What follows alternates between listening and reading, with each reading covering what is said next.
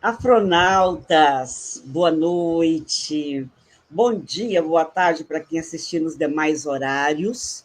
Sejam todos bem-vindos, todas bem-vindas, todos bem-vindes a mais uma transmissão ao vivo do nosso Pensar Africanamente, nossa ferramenta de luta, nossa ferramenta de comunicação, nossa ferramenta de disseminação de conteúdos, história, cultura, tradição, ancestralidade africana, afro-brasileira, afrodiaspórica.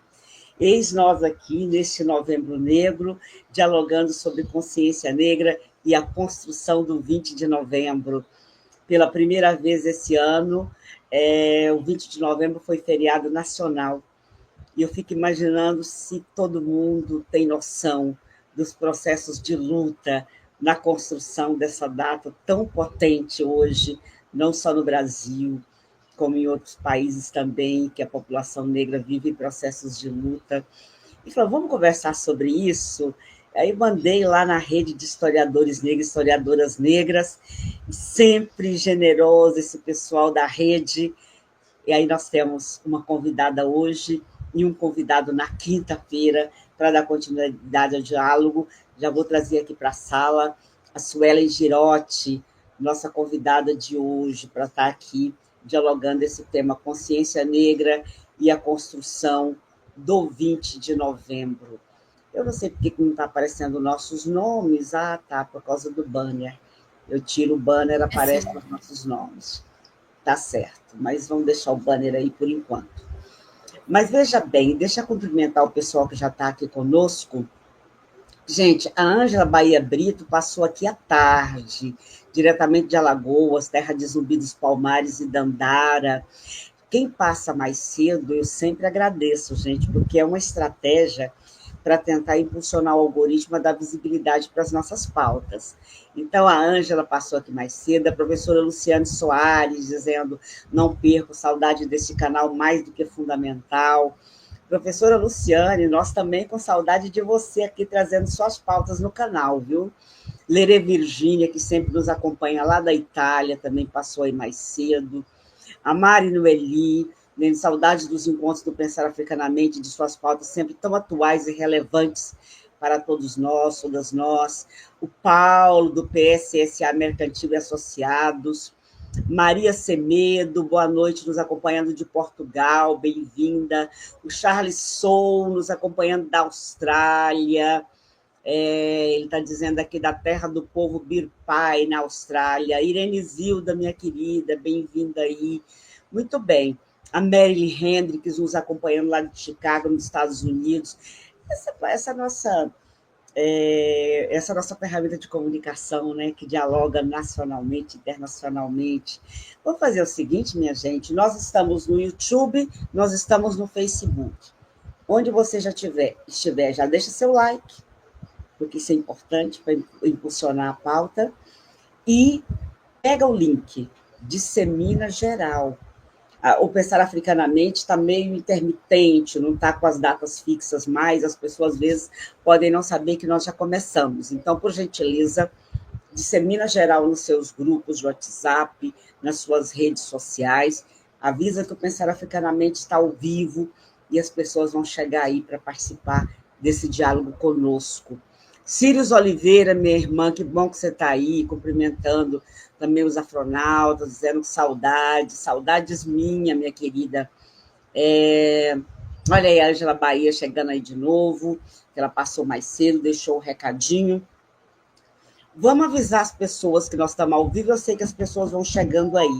Enquanto isso, eu vou fazer aquela apresentação resumida da nossa convidada. Olha o mestre Pezinho aí, São Paulo, Zona Sul, Parque Residencial Cocaia. Estava sumido aqui do canal, mestre Pezinho, bem-vindo, muito obrigada. Vamos fazer o seguinte, então. Enquanto eu vou fazendo aquela apresentação formal da nossa convidada de hoje, vocês, por gentileza, vão disseminando o link e arrastando as pessoas para cá. A Sueli Girotti do Prado, gente, é professora, mestre e doutoranda em História Social pela PUC São Paulo, membro da rede de historiadores negros e historiadoras negras, essa rede tão potente que tem feito um trabalho fundamental de suprir lacunas, de desvendar histórias que foram escondidas, que foram negadas, né, as nossas histórias. Atuou como gestora de cultura municipal em São José do Rio Pardo, São Paulo, em 2024. É autora do livro Caminhos que Levam a Gueledés, Narrativas de Autonomia através da Organização de Mulheres Negras em São Paulo. Atuou por 3 anos no Centro de Documentação e Memória Institucional de Gueledés, Instituto da Mulher Negra, e é idealizadora do projeto independente Nós, Mulheres Negras, em São José do Rio Pardo, São Paulo. Muito bem, vocês olham essa carinha jovem assim, nem sabem o quanto essas pessoas já produziram, já produzem. Então, essa é só aquela mini bio resumidíssima que está na moda agora chamar de mini bio. Muito bem, Suelen, eu agradeço imensamente pela sua disposição para estar conosco. Eu já vou te passar a palavra, seja bem-vinda. Muito obrigada. Boa noite, Silvane. Primeiramente, obrigada a você pelo convite feito à rede e obrigada pelo trabalho, né, que você tem feito, que para a gente é muito importante como sociedade, né, ao longo desse tempo aí. Então, agradeço muito também a sua vida, a sua existência e a sua história e o seu caminhar, né? Afinal de contas, não chegamos aqui à toa. E obrigada pelo rostinho jovem, né? Que eu já estou com 42, então já estou naquela crise de onde estou, mas é aquilo, né? Mas não Também. parece não, viu? Carinha de 30 aí garantida. Então tá ótimo. Então agradeço também a presença, né? A conexão conosco aqui das pessoas que vão nos acompanhar e, enfim, trazer substância também para esse diálogo. Eu já adianto que eu venho assim com as reflexões muito pensando no como estamos construindo, né? O 20 de novembro, e que é uma data, na verdade, quando a gente traz essa temática. Enquanto eu preparava, né, um pouco do que eu gostaria de trazer para cá, do que eu quis trazer para cá, eu pensava o quanto as nossas práticas, né, de vivência, de sobrevivência, o quanto essa sabedoria ancestral, na verdade, é encruzilhada. Né? São caminhos que estão sempre cruzados, porque a gente vai. Eu fui tentando fazer uma retrospectiva histórica mesmo, e falei, cara, esse 20 de novembro ele está conectado a tudo. Né? Porque se essa data ela vem como uma disputa, né? Acho que a gente pode até falar em disputa de memória, e tendo como base aí da reivindicação da morte do zumbi, e aí a gente volta lá no quilombo, na resistência, em tudo aquilo que nos garantiu, com muitas aspas, né, um pouco de liberdade e formas de existir enquanto pessoas pretas nesse país. Então, logo quando a gente pensou, né, Silvani, eu, Felipe, que vai estar aqui com a gente na quinta, e depois eu refletindo um pouquinho sobre essa construção, entendo que é muito isso, né? Acho que enquanto pessoas negras, nós todos, dos nossos lugares de fazeres, de trabalho, a gente vai estar sempre construindo 20 de novembro, né? Mas o que eu trago aqui hoje, primeiro, é muito essa perspectiva histórica, né? De onde parte, de onde surge essa ideia que vem mesmo de uma ideologia a partir do movimento do Grupo Palmares, né? Que é essa localização histórica que a gente tem. O Grupo Palmares teve suas atividades iniciadas lá em 1971, em Porto Alegre, no Rio Grande do Sul. Né? Mas junto com o movimento do Grupo Palmares, a gente tem toda uma movimentação de muitos movimentos negros, né? Não me refiro somente ao MNU, é esse lugar justo da gente colocar tudo no plural, né? Porque a gente já tem essa sobrecarga de muitas vezes a própria história colonial nos tratar como seres homogêneos, né? Enfim. Então, colocar no plural também é uma maneira de localizar como a gente chega no 20 de novembro através da multiplicidade. Né? Então, a gente poderia recorrer à memória da Frente Negra, à memória do Teatro Experimental do Negro, do Abdias Nascimento, e todos esses caminhos se cruzam de uma certa forma para que a gente chegue na data do 20 de novembro como uma lei federal. Né? E o caminho foi extenso.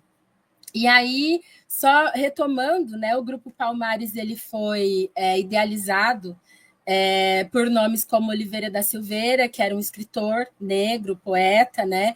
Antônio Carlos Cortez, que na época era um estudante de direito, e ao que a documentação mostra, foi um grupo que, de ponto de partida, já pensou na contrariedade da trajetória colonial da materialização do 13 de maio.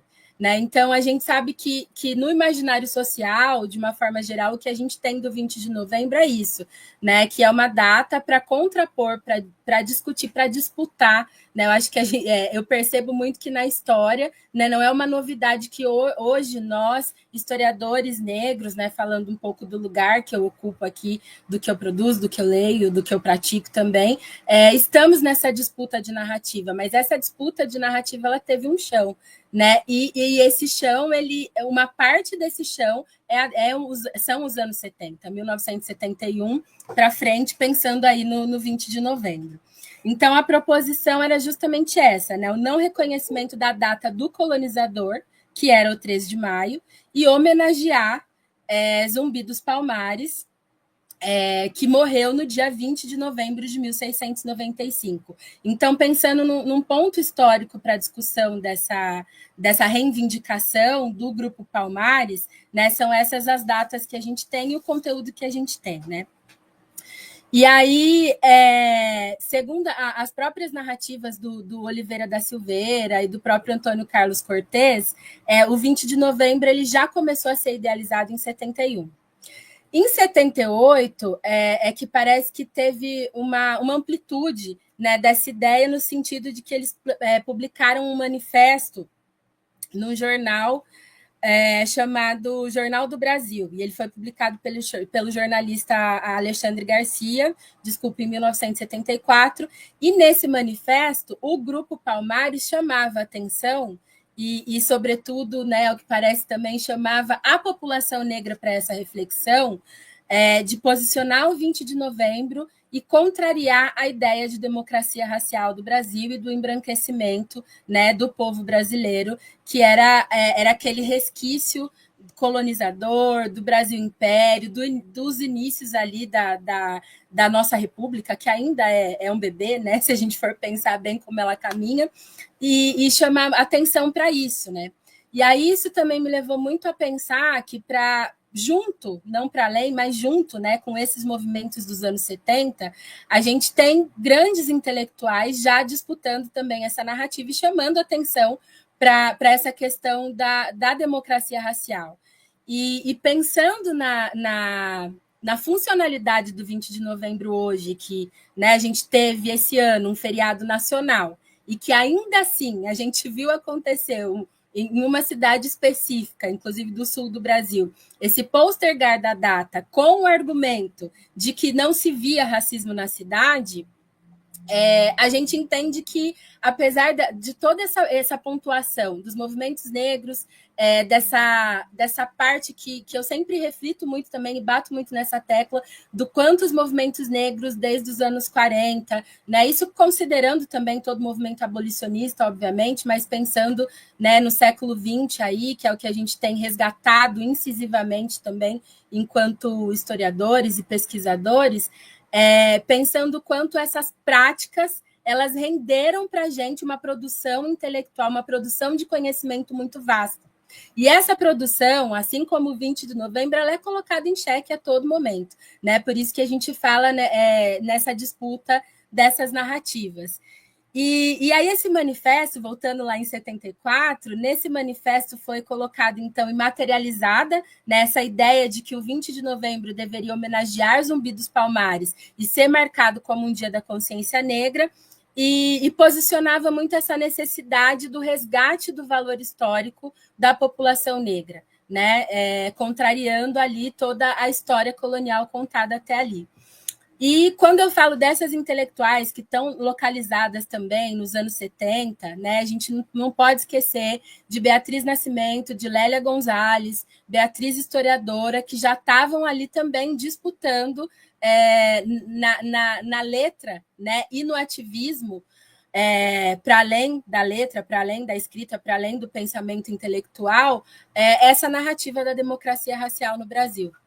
Mas não sei vocês, né? Eu continuo tendo essa sensação que a gente continua tendo que lidar com essa ideia quando a gente traz, por exemplo, a questão do 20 de novembro e faz um paralelo, né, uma simetria, por exemplo, a legislação que a gente tem, a 10.639 de 2003, que versa sobre a questão do ensino, né, de história africana, história afro-brasileira nas escolas, e o quanto hoje também, né, grupos, organizações de mulheres negras, organizações de pessoas negras têm questionado a aplicabilidade, a viabilidade no que essa lei se transformou. Né? Então, até pela minha experiência como professora, acaba que, de uma maneira muito geral, essa ideia que é colocada lá em novembro, né? Então virou o mês de novembro, virou o Novembro Negro, e o mês de novembro virou a maneira de fazer cumprir uma legislação.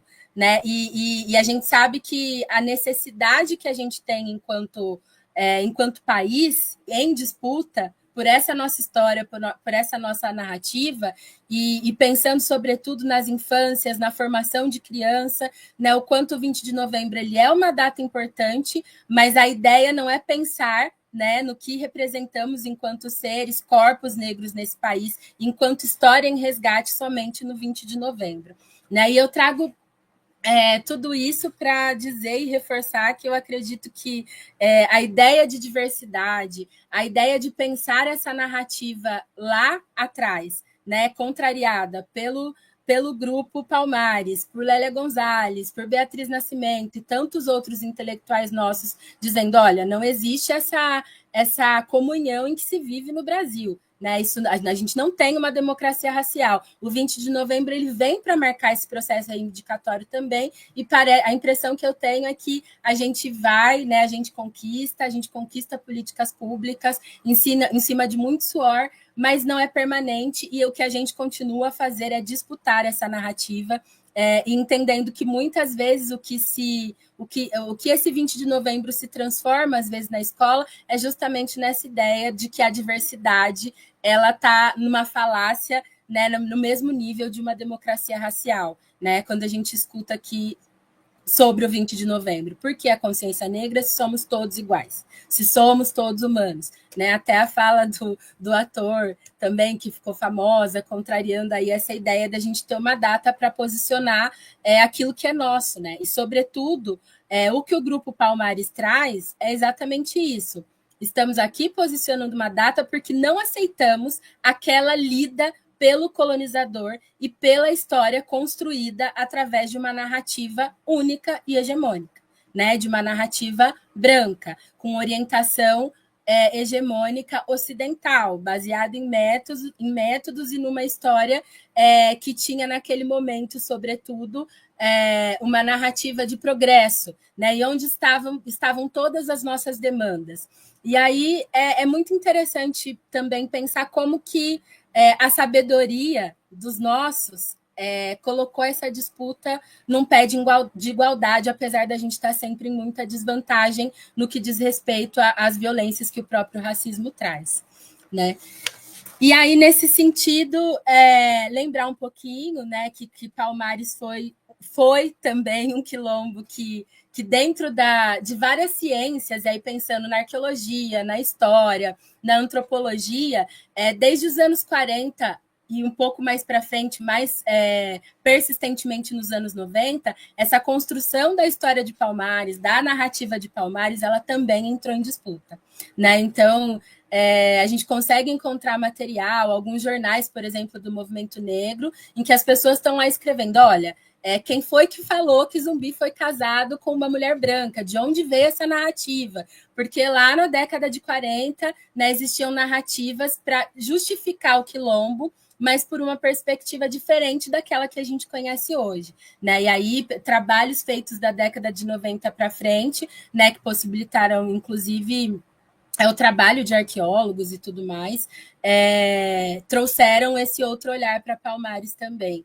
Eu andei lendo também alguns artigos que versam sobre o que é patrimônio, né? E tem muitos historiadores que afirmam isso, né? Dependendo da perspectiva que se olha, a partir de uma perspectiva honesta, o Quilombo dos Palmares é considerado um patrimônio nacional, né? Inclusive, deveríamos tratar de Palmares como um grande patrimônio, né? E essas são as narrativas que muitas vezes a gente não vê chegar, por exemplo, nos bancos escolares mesmo, a gente tendo uma legislação que obriga, né? Porque a legislação é para isso, ela é para ser cumprida, mas eu comecei a falar que a construção do 20 de novembro, assim como tantas outras requisições nossas, elas estão em construção, porque não está dado, né? Tudo que se alcança, e a data do 20 de novembro, eu acho que ela materializa muito isso, inclusive quando a gente percebe isso através das redes sociais. Né, eu fico muito pensando também como que essa disputa, porque acaba sendo uma disputa de poder, né, quando a gente fala de conhecimento, e que a todo momento esse conhecimento construído em torno da nossa história, ele é um conhecimento também questionado ou invisibilizado, através de pedagogias que não praticam aquilo que deveria, né, tanto no que diz respeito à história indígena, quanto diz respeito à nossa história do povo preto. Isso, a gente está sempre construindo, só que o mais importante, assim, que até que eu percebo, né, como uma mulher negra, nunca construindo a partir do nada, é sempre construindo a partir de uma produção muito legítima, de uma produção muito rica que a gente tem e que, na verdade, foi o grande motivador, por exemplo, da minha vida, né, quando eu resolvi partir para a pesquisa. Né, de alguma forma, que não seja um pensamento ingênuo meu, mas assim como tantas das nossas e dos nossos fizeram, conseguir materializar essas outras narrativas através das nossas próprias vozes, porque é importante, né? Por mais que existam os questionamentos conceituais aí, a gente sabe que a gente tomou a caneta e que a gente está nessa construção. E aí, pensar que junto nesses anos 70, então a gente tem lá o marco, né, da inauguração, da organização do MNU em 1978, e é importante porque a pauta do 20 de novembro ela vai sendo incorporada por todas as requisições desses movimentos negros no Brasil na década de 70, né? E aí a gente...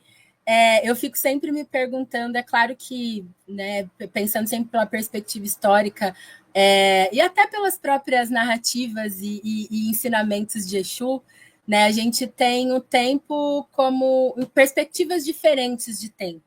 Né? Mas quando a gente pensa que o 20 de novembro foi pensado no início da década de 70 e que a materialização dessa legislação ela vem tanto tempo depois, né, em 2011, que foi regulamentado, né, pela Lei Federal 12.519, e ainda assim era uma legislação que não era nacional, então não tinha obrigatoriedade, né, do 20 de novembro se transformar num feriado. E aí reside muito, né, esse argumento que eu trago, que é dessa coisa da perspectiva do sempre estar lutando, do sempre estar disputando. E aí, por uma pesquisa que eu fiz em 2018, por exemplo, nem metade dos municípios brasileiros utilizavam o 20 de novembro como um feriado. Né? E aí foi só em 2023 que a 14.759 reelabora a data e se transforma em feriado nacional. Né? E aqui eu chego no ponto, retomo aqui o ponto da nossa problematização, né, do prefeito que postergou, e aí, ao que me parece, né, o Ministério Público já disse, olha, você está fazendo é ilegal, você vai ter que se justificar. Né? Mas eu acho que é muito mais uma questão de pensar esses atravessamentos, né? Porque esse prefeito ele foi lá e materializou o que ele pensa. Olha, aqui não tem racismo, então vamos deixar essa data para dezembro. Mas como que essa data chega, na verdade, para a população de uma maneira geral?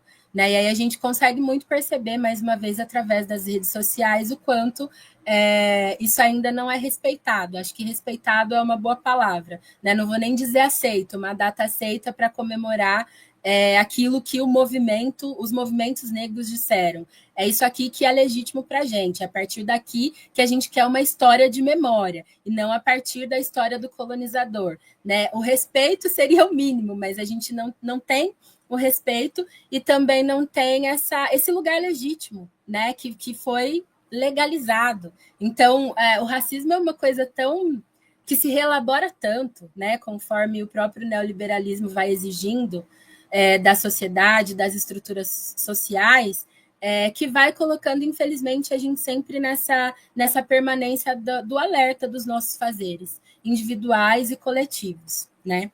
E aí, diante dessa problematização, eu arrisco aqui um pouquinho, trazer um pouco do que Sueli Carneiro, com o seu recém-lançado livro, né, fruto da tese dela, Dispositivo da Racialidade, o que ela conceituou, né, como sendo o dispositivo da racialidade, como sendo epistemicídio. Né? Então, partindo desses conceitos de Sueli, de categorias analíticas que ela traz, a gente está sempre nesse caminho contra essa hegemonia. Né, contra esses dispositivos de racialidade que vão querendo sugar a nossa existência. Né? E, ao mesmo tempo, a Sueli, nessa obra dela, ela vai também ratificar a importância dos fazeres coletivos. E aí a gente tem essa materialidade quando a gente olha para esses anos 70, quando a gente olha para os anos 40, se a gente for regredindo, quando a gente olha para a resistência dos quilombos, para o movimento abolicionista, elaborado também por mãos negras, né? Apesar da história também ter apagado um pouco desses nossos fazeres. Né? Então, quando ela fala do dispositivo da racialidade e do próprio epistemicídio, que é essa coisa de não matar só o corpo.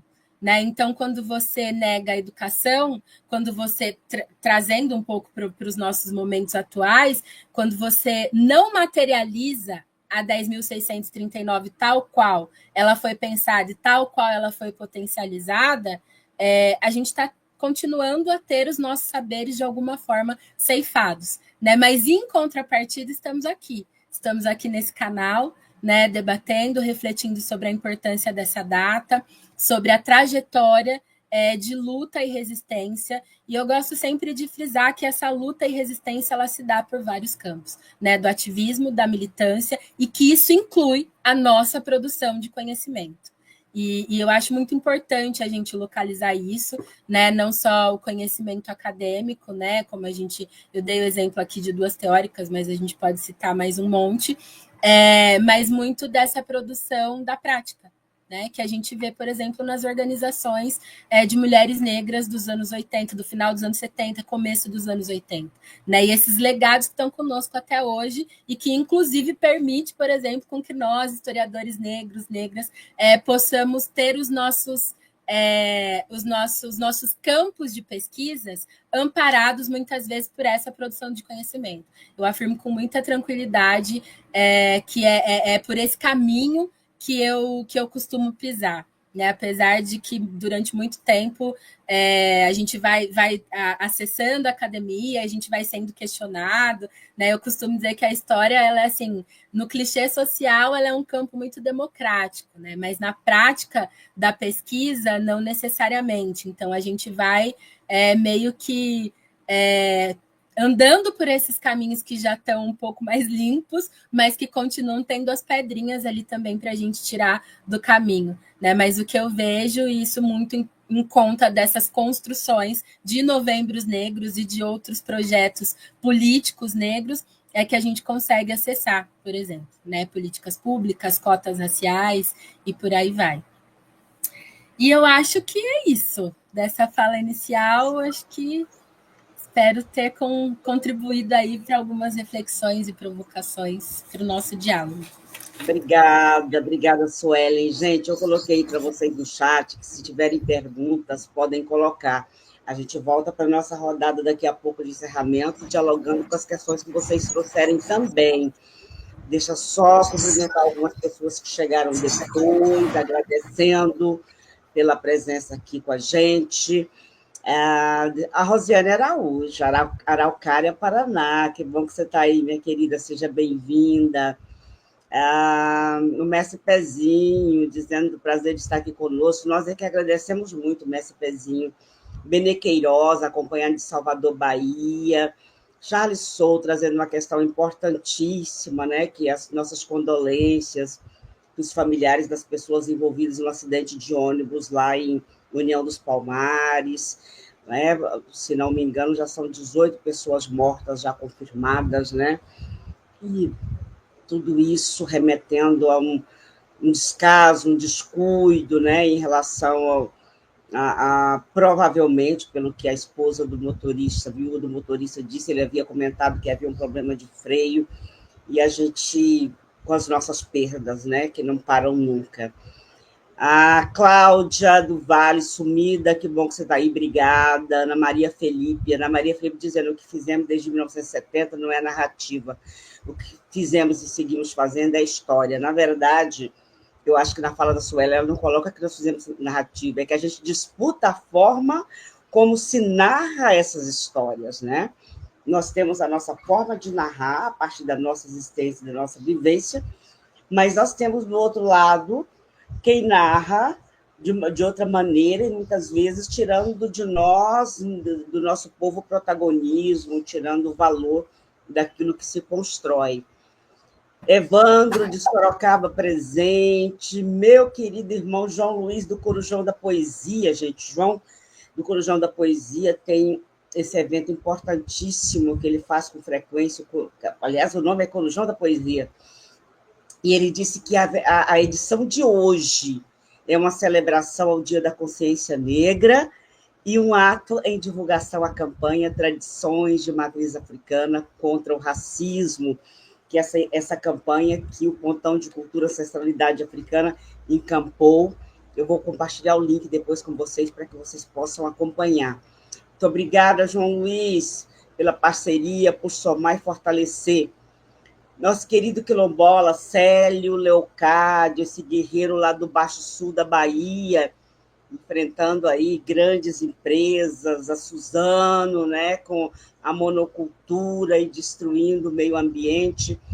Gente, é o seguinte, eu compartilhei com vocês, o Célio Leocádio acabou de lançar um livro honrando a ancestralidade, a jornada de Célio Leocádio e a luta pelo quilombo Volta Miúda, que é o nome do quilombo dele. Compartilhei com vocês, compartilhei o link também, onde vocês podem adquirir o livro. Por gentileza, fortaleçam aí também o nosso irmão Evandro Aires, nos cumprimentando, deixa ver. Adna Santos, mãe baiana de Brasília, sua bênção, obrigada por estar acompanhando aí, muito obrigada mesmo, Cleidival Clemente. Tem o pessoal chegando depois que a gente começou, isso é normal, vocês sabem que esse material fica disponível e gravado, vocês vão poder assistir depois e vale muito a pena assistir. Marcelo Henrique também. Deixa eu ver. Professor Carlos Teixeira, achei que isso não ia aparecer, professor. Salve, Afronautas, como sempre, uma transmissão de requintado nível. Que maravilha. Muito bem. Ô, João, esse corujão seu, ele vai estar numa sala fechada ou ele vai estar sendo transmitido para quem quiser assistir? Se for transmitido, você bota o link aí para mim no WhatsApp que eu divulgo. Alessandra Constantino, Jabuticabal presente. Muito importante falarmos sobre o 20 de novembro. Vera Lúcia da Rocinha. Maravilha, minha gente. Porque é o seguinte, eu acho que é tão relevante, eu digo sempre aqui, é tão relevante essa construção que nós fizemos do 20 de novembro, e é tão relevante como a gente impulsiona esse Estado, como a gente impulsiona esse país, né? Eu fico lembrando que quando nós não tínhamos, o nosso povo não tinha acesso ao ensino fundamental, à alfabetização, que muita gente não tem até hoje, os movimentos negros, a Frente Negra, o Teatro Experimental do Negro, montavam salas de aula para alfabetizar o nosso povo, até que o Estado foi forçado a universalizar o ensino fundamental, a alfabetização, embora não tenha chegado a todo mundo ainda, mas foi obrigado, pelo menos na legislação, a universalizar. Quando nós não tínhamos acesso ao ensino superior, porque não tínhamos as condições para concorrer em igualdade dentro do sistema dos vestibulares, os movimentos negros começaram a criar os cursinhos pré-vestibular e preparar nossos jovens para poder entrar na universidade, até que o Estado se viu forçado. As próprias universidades começaram a criar cursinho comunitário, né? Meio que seguindo o modelo dos movimentos negros, que com toda a dificuldade, a precariedade, sabia que tinha que agir, e aí a gente chega ao sistema de ações afirmativas e cotas para acesso ao ensino superior. A despeito de toda uma mobilização contrária, a despeito de todas as narrativas dizendo que a qualidade do ensino superior ia cair, dizendo que nós não tínhamos a condição para fazer um ensino superior com qualidade, e as pesquisas indicam o contrário, né? O melhor aproveitamento, normalmente, via de regra, normalmente, é dos cotistas, é das cotistas. E aí o Estado, as instituições, empurrando para a gente a celebração do 13 de maio, da princesa, que assinou a Lei Áurea, mas não a carteira de trabalho, não qualquer condição para reverter as mazelas geradas pela escravidão. E aí o movimento negro, em contraponto, desenvolve o 20 de novembro e a celebração de Zumbi dos Palmares, depois incluindo Dandara, Cotirene, assim por diante. E nós construímos essa data, eu gosto sempre de lembrar, Suelen, sem termos controle algum das instituições. As escolas não falavam, a mídia não só não falava, como negava, e não tínhamos controle da grande mídia, do jornal impresso, não é? Falado. Então, e nós construímos. E é hoje a data mais celebrada de norte a sul desse país, ao ponto do Estado se ver forçado a transformar no feriado. Porque, independente do Estado transformar em feriado ou não, de norte a sul do Brasil se celebra o 20 de novembro. Quem não celebra outras datas consideradas cívicas, celebra o 20 de novembro, e fora do Brasil também. Então, nós estamos sempre empurrando esse Estado a se tornar mais democrático, a criar formas de inclusão e assim por diante. Os nossos processos de luta não param, né? E não podem parar, porque hoje nós temos que empurrar o Estado a garantir nossas vidas, a garantir nossos territórios, né? E a sociedade e assim por diante. O João Luiz dizendo, hoje será fechado, mas a partir de amanhã o conteúdo estará disponível no canal Rede Sina, no YouTube. Feliz demais, eu espero que você tenha conseguido cadastrar lá na nossa campanha Matriz Africana contra o Racismo. Para quem não tem conhecimento dessa campanha, nós fizemos vários diálogos aqui no canal, e vou compartilhar com vocês o link do site onde vocês encontram informações sobre essa campanha, Ancestralidade Africana, br.org. Por ser uma campanha sem recurso financeiro, é uma campanha colaborativa. Qualquer pessoa, qualquer instituição pode desenvolver uma ação e integrá-la à campanha. Aí lá vem João fazendo o Corujão da Poesia integrada à campanha. Aí nesse site que eu compartilhei, você pode cadastrar suas ações também como integradas à campanha Tradições de Matriz Africana contra o Racismo. Muito bem. Eu quero saber se vocês têm pergunta para a Sueli. Eu fiz mais uma reflexão, que depois eu vou devolver para ela, que ela pode dialogar com essa reflexão também. E aí eu, mais uma vez, afirmo a importância fundamental dessa rede historiadores negros, de historiadoras negras, exatamente porque nós fazemos a história verdade, mas como é que está sendo narrada essa história?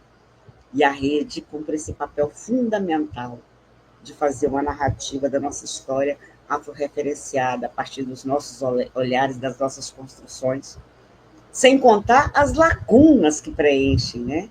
Os documentos que encontram, porque essa história de que não tem documento, queimaram tudo, queimaram uma parte, é verdade, mas tem muita coisa ainda que não interessava aos pesquisadores, às pesquisadoras, por isso dava essa impressão de que queimaram tudo. Não, a rede tem feito um papel fundamental de encontrar esses documentos, de encontrar essas histórias, de encontrar histórias na própria oralidade e elaborar a partir de uma perspectiva nossa.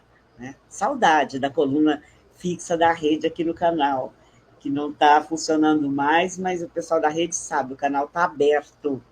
Queremos contar as nossas histórias aqui. Sueli, nós não temos pergunta do chat, minha gente. Se vocês tiverem pergunta, aproveita, que eu já vou passar para a Sueli fazer a rodada de encerramento.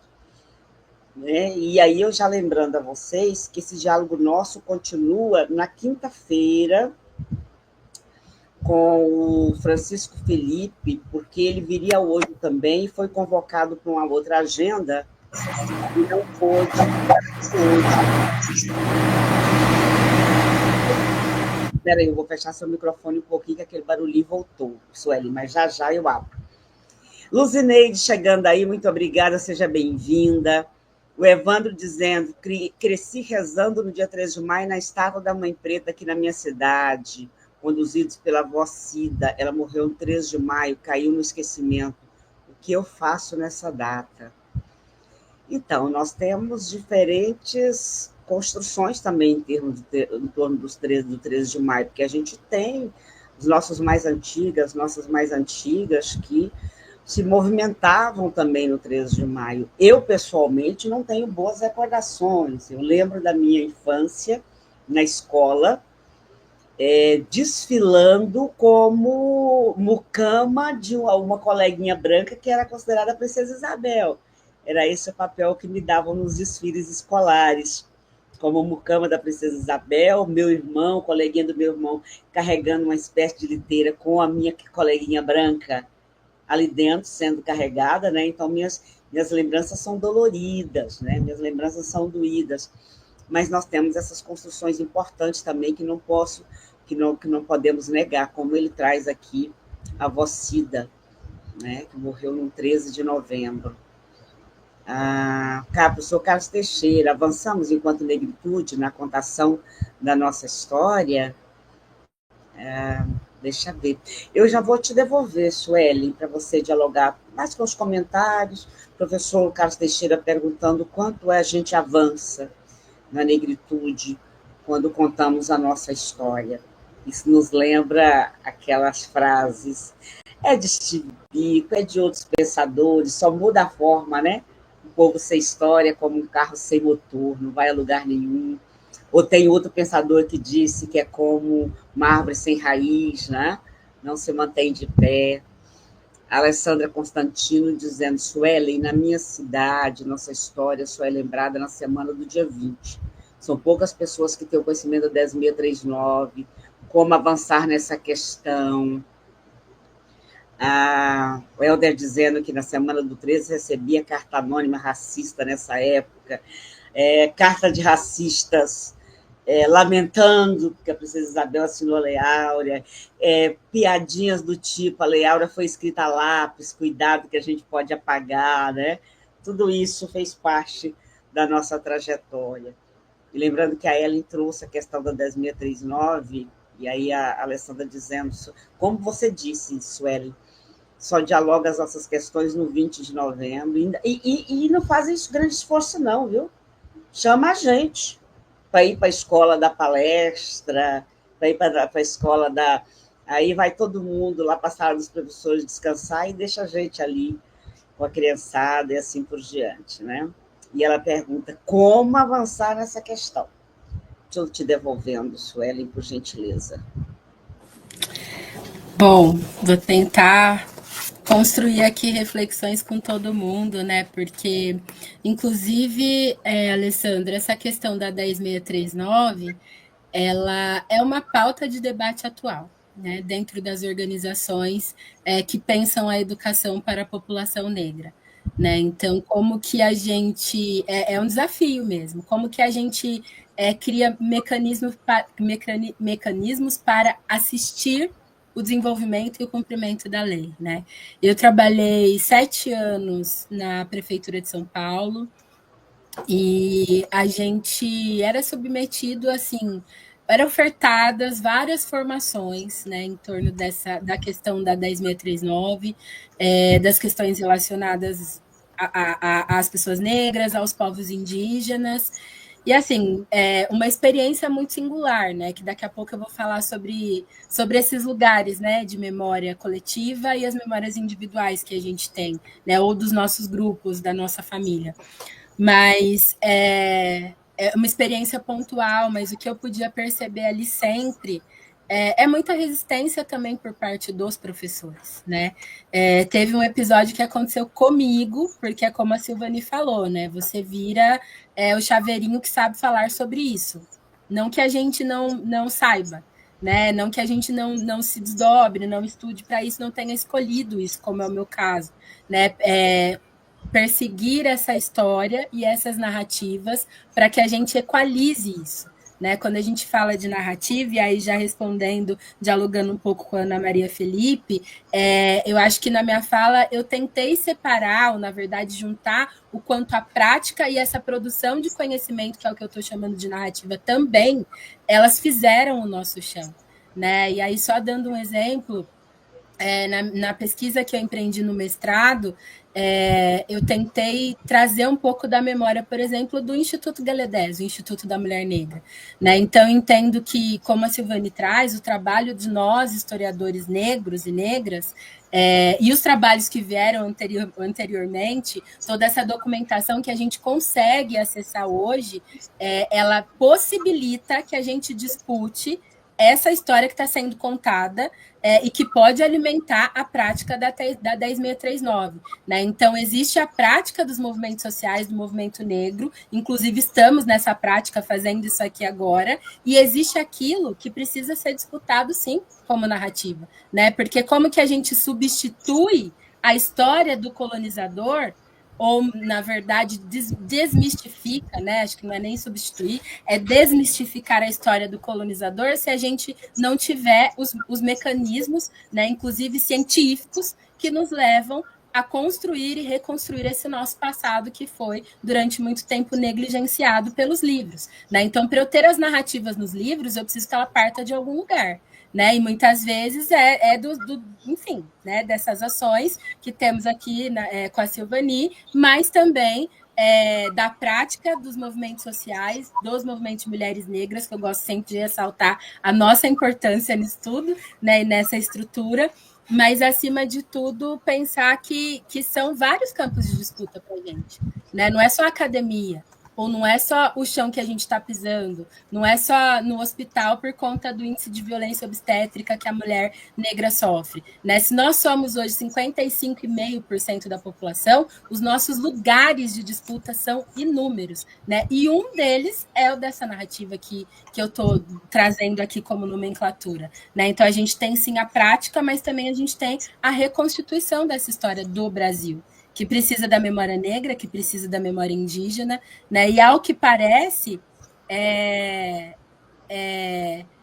pelas nossas mãos que isso vem mesmo, né? Nossas e dos nossos antepassados aí.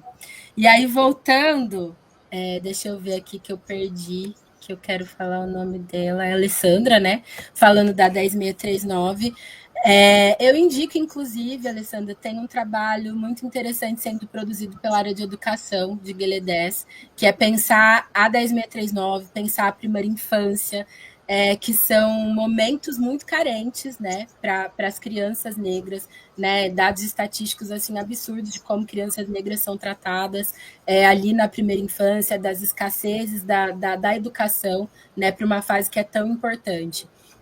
Eu acho que é muito o que a Silvani ilustrou também, né? A gente precisa construir. Dentro de escola, a gente está sempre em construção.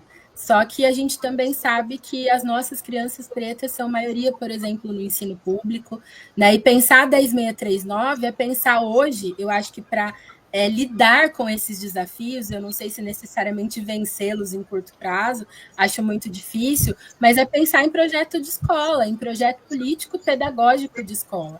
Né? E aí eu estava começando a contar de uma experiência que eu tive, como a gente tinha as reuniões semanais na escola, tal, uma vez a coordenadora pediu as minhas contribuições, e aí eu levei, né, muito entusiasmada, porque eu tinha um campo ali, né, para compartilhar aquilo que eu tanto amo, porque é uma paixão mesmo por conhecer, principalmente as autoras negras do nosso passado e do nosso presente. E aí eu levei vários nomes, vários títulos. E teve uma professora que perguntou para mim se eu não tinha resumo. Né? Então, assim, é nesse lugar que a gente tá pisando, são essas dificuldades que a gente está enfrentando. Né? Então, eu acho que só que é inevitável dizer que a educação, né, para as nossas crianças, sobretudo, ela é parte de um processo gigantesco, né? E ela deve ser o que tem acontecido hoje, ela deve ser fiscalizada, né? Porque é lei. Então, de alguma forma, a gente precisa ter instrumentos de como fiscalizar isso. E eu acho que lá no comecinho da minha fala, eu trouxe né, essa problematização da 10.639, porque o que a gente vê acontecer é isso. O 20 de novembro, ele marca o mês da consciência negra, e aí na escola 10.639 parece que ela é cumprida naquele mês. Né? E muitas vezes através de estereótipos, né? De reproduções, enfim, né? do que é chamado aí por, vamos dizer, pela branquitude, acho que eu posso usar esse termo, enfim, né? Pela falta de conhecimento aí das pessoas, que é chamada da cultura negra, né? E eu sempre gosto de reforçar que a gente é uma população em diáspora. Né? Então, não é uma cultura negra, não é uma cultura africana. Né? Como que esse Brasil, inclusive, se transformou através daquilo que foi trazido pelos corpos negros escravizados nesse país. Né? Então, são culturas, são multiplicidades, e é muito contraditório, né? Porque quando a gente fala em cultura negra, se a gente trouxer para o mundo das artes, por exemplo, da música, da mesma forma que ela é absorvida, ela é repulsada. Né? Então, eu acho que são muitas nuances assim para a gente pensar, mas de uma perspectiva histórica, assim, eu não gosto muito de falar em evolução, né, das coisas, porque isso é bem positivista mesmo, essa coisa de pensar o progresso, que sairemos de um lugar e... Não, eu acho que quando a gente olha para o movimento negro, como a Silvane trouxe, né, a data do 20 de novembro ela é comemorada em todos os cantos do país, é preciso também que a gente reconheça e se aproprie desse espaço de conquista, né, da manutenção da vida dos nossos corpos, apesar da gente saber que muitos dos nossos vão ficando pelos caminhos dia a dia. Né? Então, são muitas, como eu falei no começo, falar da construção do Novembro Negro é lidar com as encruzilhadas, que é o que a sabedoria de Exu nos traz. A gente traz uma data símbolo para a gente discutir algo que está atravessado por inúmeras questões, né? E aí o Evandro, né, que falou do 13 de maio, que ele tem uma recordação, pelo que eu entendi, uma recordação única e afetiva, talvez, do 13 de maio, né, e depois uma perda aí. E aí eu penso muito nisso, Evandro, eu entendo o que você me pergunta, mas quando o movimento negro posiciona o 20 de novembro, é para dizer assim, ó, não aceitamos o 13 de maio, mas não que as memórias, talvez como a sua, as memórias que são individuais ou são familiares, elas estão num campo de invalidação, mas para uma memória coletiva, né, tanto que no grupo Palmares, as primeiras elaborações deles foram dizer assim, o 13 de maio é uma data do colonizador, e é ela que a gente não aceita. Né? Mas eu entendo muito quando você traz essa questão da sua experiência individual ou talvez até familiar. Né? Eu lembro, assim, não na minha família necessariamente, mas o meu pai e os meus tios, eles tinham um amigo que no 13 de maio eles faziam um churrasco com aquela festa que né, para arrebentar, para estourar. E eu acredito piamente que ele não deixou de fazer essa festa, né? Mas isso não quer dizer que ele não está localizado também no 20 de novembro. Né? Porque é muito isso, a gente tem as nossas perspectivas e experiências individuais, mas como população negra também a gente tem conseguido ao longo da história criar outras tradições, né? Eu acho que é meio nesse caminho, não sei se faz muito sentido para você. E essa coisa, né, de como que a gente consegue avançar enquanto negritude, se eu não perdi, deixa só eu ver quem perguntou, que não deu tempo de... Foi a Alessandra? Não, a Alessandra perguntou foi o professor Carlos Teixeira. Se a contação das nossas histórias... Aqui, professor Carlos, obrigada. Avançamos enquanto negritude na contação das nossas histórias? Olha, eu fico com a observação da Silvani, né? E tem muitas outras fases que a gente pode dizer aqui, né? Que um povo sem história é um povo sem memória, é um povo sem história.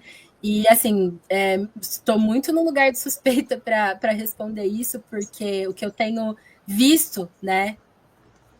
Inclusive, é um movimento muito grande da guarda dessa memória, institucionalmente mesmo, né? Para a gente ter cada vez mais a potência de contar e de narrar essas histórias. Então,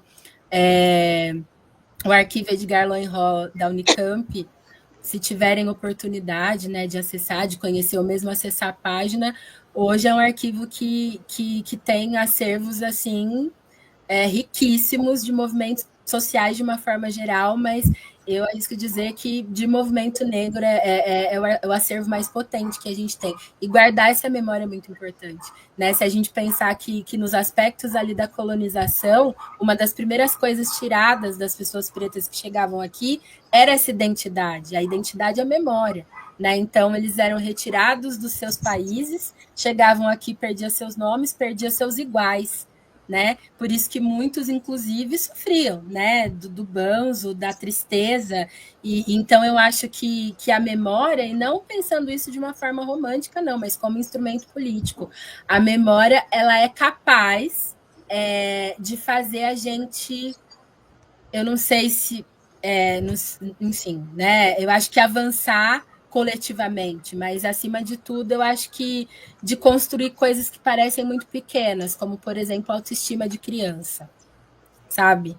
Essa semana mesmo eu passei por uma experiência, vou só compartilhar rapidamente, que foi uma coisa assim, e é um campo individual, né? Assim como a memória do 13 de maio do Evandro. Eu tenho passeado pelas plataformas de streaming, né, e tentado assistir coisas que eu me sinta representada. Eu tenho 42 anos. E aí eu achei muitos filmes feitos em países africanos, e esses filmes com essas temáticas de Natal, né, que são, enfim, gente, né, essas coisas que a gente quer assistir para desopilar. E assim, é riquíssimo você ver, mesmo que filmes em que os personagens falam inglês, né, um inglês com outro sotaque, e você reconhecer costumes ali, né, você reconhecer sua pele ali, né, numa história afetuosa, numa história de conflito familiar, e daí eu até me peguei pensando, falei, nossa, como as narrativas são importantes para as crianças e para os adultos, porque eu acho que contar as nossas histórias e tomar posse das nossas histórias proporciona essa nossa autoestima em todos os níveis, né? Não estou falando só estético, não. E eu acho que a gente avança no sentido de que, em posse dessa autoestima, dessa noção das nossas capacidades de transgredir a ordem imposta, que a gente continua enfrentando aí tudo que a gente tem para enfrentar e conquistando, né? Não são só lugares de dores para a gente. E eu acho que eu respondi todas, espero não ter esquecido de ninguém. Respondeu sim, e o Evandro dizendo que sim, a sua fala faz muito sentido, sim. Quando você fala, às vezes, a memória afetiva que a gente tem, ela pode não ser uma memória que a gente está precisando no nosso processo de luta, mas ela é afetiva porque, não é? E ele faz muito sentido, sim, agradeço o esclarecimento. Só para complementar, tem uma carta de lamentação para os ancestrais mortos pelo regime escravagista, dizer a todos que a luta continua por eles também, sem dúvida, até porque estamos aqui por eles, por causa deles, né? Então, sem dúvida, a luta por eles também. Minha gente, nós estamos encerrando por hoje, convocando vocês para quinta-feira. Eu vou repetir para vocês o seguinte: o nosso plano era ter as duas pessoas convidadas hoje, a Suelen e o Felipe. Eles tinham, inclusive, já feito ali um combinado do que seria a fala de uma, a fala do outro, e esta parte mais do conceito de consciência negra era exatamente a parte que o Felipe tinha se proposto a trazer, a Sueli tinha se proposto a trazer, como ela trouxe brilhantemente, um pouco mais sobre os nossos processos de luta e de construção do 20 de novembro. Então, estou convocando vocês, ele não pôde vir hoje, mas virá na quinta. Estou convocando vocês para já deixar o like, já acionar o lembrete e somar conosco aqui na quinta-feira, às 19h30. Compartilho com vocês mais uma vez o link para aquisição do livro Honrando a Ancestralidade, a jornada de Célio Leocádio e a luta pelo quilombo Volta Miúda. Célio Leocádio é esse quilombola guerreiro ali do Baixo Sul da Bahia, num processo de luta permanente pelos territórios quilombolas. Então, tenho certeza que vale muito a pena ler o livro, estou compartilhando com vocês. Compartilho mais uma vez o site da campanha Tradições de Matriz Africana contra o Racismo, convidando a quem quiser integrar suas ações, o que você estiver fazendo, curso, palestra, cortejo, roda de conversa, virtual, presencial, você pode integrar aí como parte da campanha Tradições de Matriz Africana contra o Racismo. E agradecendo imensamente, Suelen, muitíssimo obrigada. A casa é sua, você propõe pauta, você vem quando quiser e puder, só vai nos enriquecer cada vez mais. A vocês, astronautas, a cada uma, muitíssimo obrigada. Cuidem-se muito bem, como eu sempre digo aqui, né? Autocuidado e cuidado mútuo são ferramentas ancestrais que nos trouxeram até aqui. Pratiquemos, ninguém larga a mão de ninguém, continuemos andando em bando e defendendo as nossas vidas. Pessoal aqui agradecendo a você, Suelen, a Mari Noeli, o João Luiz, do Corujão da Poesia. É sempre muito bom ter vocês da Rede de Historiadores Negros aqui nos fortalecendo com o trabalho que vocês desenvolvem. Cuidem-se muito bem, até a próxima. Muitíssimo obrigada.